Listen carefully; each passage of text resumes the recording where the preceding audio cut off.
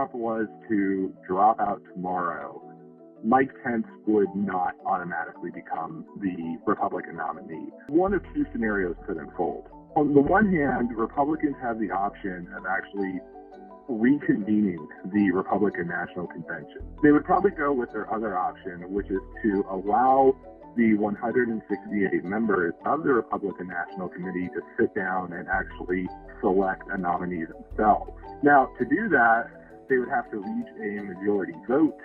There's still quite a few deadlines where those ballot certification deadlines have already passed. So his name would basically already be on the ballot. In order to get that changed, the Republican National Committee would have to probably work through the courts, or they would have to ask election officials in these states to be willing to change the ballots. We've never really seen this before in a presidential race, so it could get really, really complicated. It gets even more complicated if Trump was to drop out in, say, October, because at that point, early voting is already well underway in a whole bunch of different states, and there's not really any way to get his name off the ballot in a lot of cases.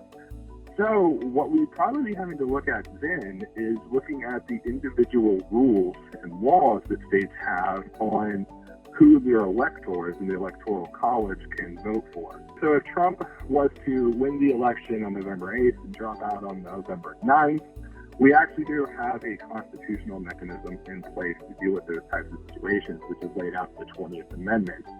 In that case, Mike Pence would then become the president-elect, and then there would be a process to select a new vice president. That situation is actually a little bit simpler than if he was to drop out on, say, November 7th or sometime before November 8th.